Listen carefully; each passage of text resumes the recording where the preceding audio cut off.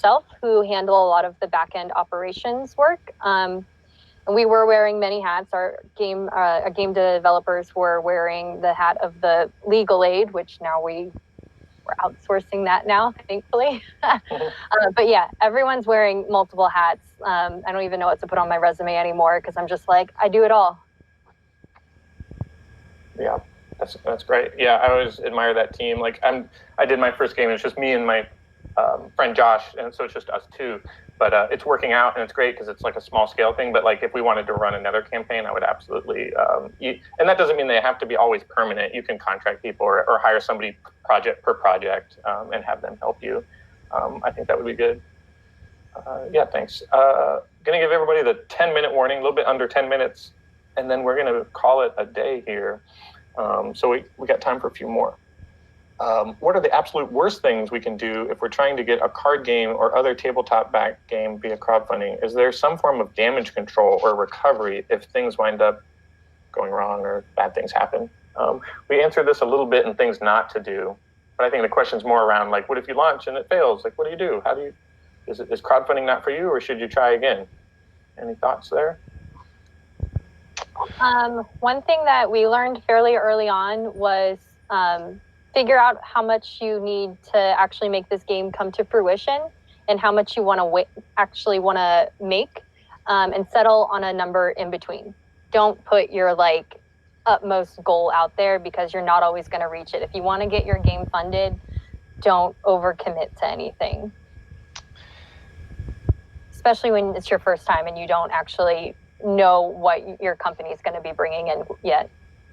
Yeah, I totally agree with that. Like, set your funding goal to something that is realistic, but also responsible. Yeah. You don't want to be sitting there with, oh, I could pay for all my games, but I can't pay to ship them, or I can't pay for all my games because I spent so much money on marketing and promotion. So really understanding what you want your goal to be ahead of time and what a realistic goal for you is important, and then signing up for whatever that journey is.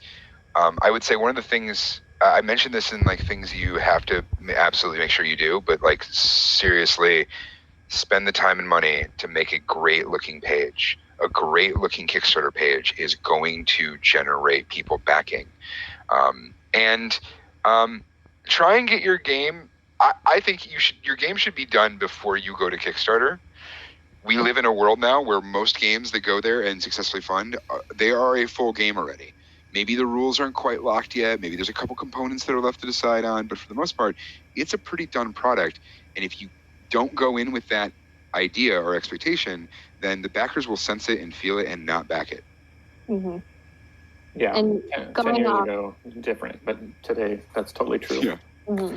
And going off of what he was saying, people go to Kickstarter and just browse games. If you don't have a sexy looking page, people aren't going to take the time to look through it and read everything. You might have a great game, but people respond better to something that is visually pleasing because they're already going to be sorting through a lot.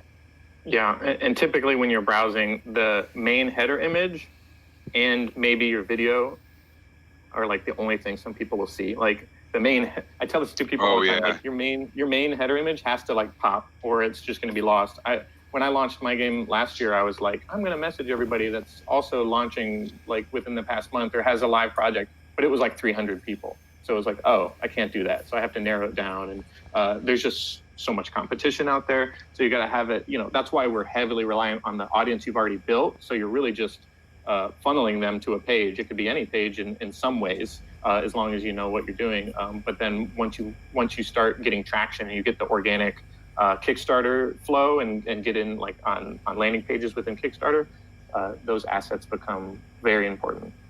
So put a lot of effort into that. If you have to hire somebody. If not, then just make sure you show it to a lot of people before you launch it and test it out and see how people react to it. From a shipping perspective, I think, there's always something that goes wrong with shipping, like whether that's like one package that's lost or delayed and stuff like that. And I think my kind of overall kind of comment to that question is like, when selecting your partners, make sure that you ask them about like what kind of support they're going to provide to you, like after things have been kind of sent out, right? Because some fulfillment centers they're kind of set up like for an e-commerce store, where an e-commerce brand might have a massive team, and they're not going to provide you any support if the package gets lost. But there's other brands like EasyShip that does have a global support team that you can take advantage of. And if something gets lost, you can kind of reach out and ask that team for support there. Absolutely. And I think we got time for one more question, and we get this one a few times. So this one's from Wilmer. Hello, first time designing a game. I would like to know about rights protection. How can I make sure to share my idea to be crowdfunded without risking to lose my idea to somebody else? We get this one a lot. Anybody have a response to that? Because I have you should tell me your idea. Answer, but I'll get my idea. First tell us your idea. Ideas are worthless, man. I love you. I love your idea. I love the fact that you want to make something out of it, but ideas are worthless. Execution is what matters, and the amount of time and effort that someone is going to go through to try and steal an idea versus what it takes to actually bring a product to market. It takes months of work and planning and detail to actually bring a product to market. So I would worry less about someone stealing necessarily your idea unless you really think this is like the next big thing. And instead, focus on executing all the things you need to execute really well. That being said, you got to protect yourself in some way. So make sure you work with people that you can trust and work with people who aren't going to, just take what you do and pass it off as their own. But in general, I'd worry a lot less about whether someone's going to steal your idea and worry about how do you execute your idea in the best way possible. Perfect answer. Yeah, people are always saying, like, I have the best idea ever. I don't want, like, someone's going to just take it and turn it around. But in the years of experience I have just working with crowdfunding creators, I've never seen it happen that way. Not saying it can't happen. Maybe there'll be some headline or something that, like, tomorrow, and then I'll feel like a fool, but never seen it. I always stress that you share your ideas, like what Alyssa was saying earlier, be super transparent with your backers at all times. And that includes, if I'm not sold on, like, mystery anymore, really. Like, if you're just like, I got this game and it's going to be great, I'm like, I don't care. There's 10 games. I know exactly what they are, and I'm ready to buy that game. But if the mystery element just doesn't work, it's just oversaturated. So you got to really, not saying you have to, like, share every single thing, but you can strategize, like, when you're going to roll out different updates, like different cards or different game pieces, or your theme. But honestly, just go for it 100%, own your idea, put it out there. Plus you'll have, like, a paper trail of, like, oh, this person's been talking about this idea for years, like, it's their idea. You kind of take ownership of it as soon as possible. And you're not going to build a list or an email list or have a good marketing strategy if you're not sharing that stuff as early as possible. I even tell people, like, I started sharing my board game project when I just had the theme down. I think, Adam, you were like the 5th person to get my membership card. It was a year and a half before the project became a reality. It's a long time. And Jason handed me a laminated, like, Blockbuster card from, like, the 90s. It was like, I have a game coming out that's about old VHS store. And I was like, this sounds awesome. And that's all I knew. That's all I knew for months. Yeah. We had no idea what we were doing. It was great. But yeah, and I have that pin that you were talking about with the Arch Rivalry. So we traded. But yeah, the point is, like, I just started maybe a little too early, but I was just keeping myself accountable and just putting it out there.